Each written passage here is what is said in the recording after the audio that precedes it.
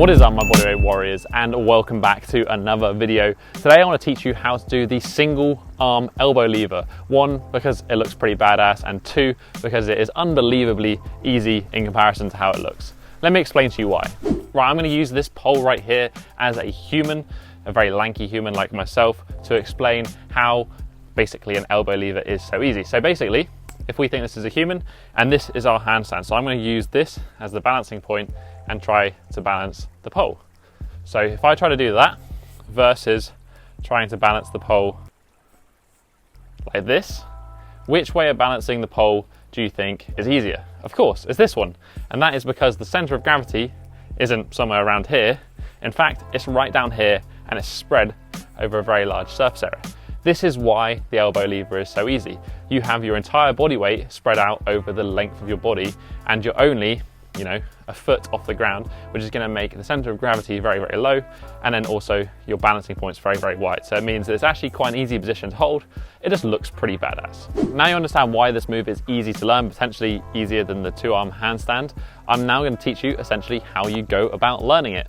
But before we do that, I want to recommend a couple of prerequisites beforehand. Number one is you want to have a decent amount of wrist conditioning, because although this is an easier variation of balancing, we're still going to be putting a lot of load through one wrist. So it's important that you condition your wrists to be able to take that load. Number two is you want to have some sort of experience with balancing, whether that's through a two-arm handstand or whether that's through something like a frog stand, just understanding how to balance in that position, and also spending a little bit of time playing around with a two-arm elbow lever, which is kind of like a frog stand, but you're just in a different body position. It's just essentially understanding where is that point of balance, how do I get into it, and how do I stay in it. Right, so assuming that you've played with that and you've kind of got a basic understanding of balance, how do we go about getting the one-arm elbow lever?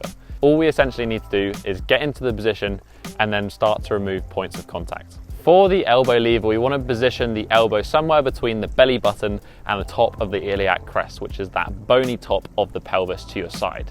For this, I'd recommend a little bit of experimentation. Start on all fours on the ground, place your elbow roughly where you think it wants to be, and then whilst maintaining both feet and a hand to support you on the ground, just try and work out where feels comfortable for you. Once you've found the position in which you want your elbow to be in, we basically need to start understanding the concept of balance. So in the starting position of the elbow lever, we have 4 points of contact. We've got both feet on the ground, we've got the supporting arm that we're actually working, and then we've got the assisting arm, which is also helping with our balance. This is the most stable position we can be in, and it's a good position to practice just to get an awareness of one, where the elbow needs to be and how your body position should be. From here, all we're going to do is we're going to start removing points of contact.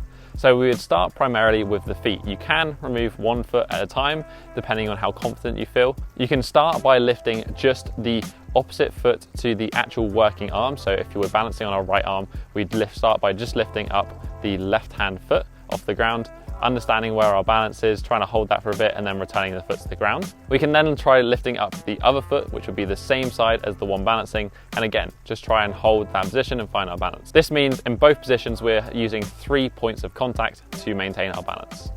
The next position would be to lift both feet off the ground at once, and then we'd be on just 2 points of contact whilst we're balancing in this exercise. You would again do this by engaging the glutes to lift the legs off the ground. This progression is really when you start understanding the importance of good body tension. You need to be able to actively engage your glutes, engage your lower back, and maintain a straddle arch position to actually hold the elbow lever effectively. If you're struggling with this, you can do some straddle reverse hyperextensions or some straddle arch body holds to build up the strength in your lower back and your glutes to hold this position. Once we become comfortable with 2 points of contact, it becomes now about feeling more and more comfortable with reducing the amount of assistance that the assistant arm is giving. So when we're in this 2 points of contact, what we can do is we can start moving from having a flat hand on the ground, and we can bring ourselves onto fingertips.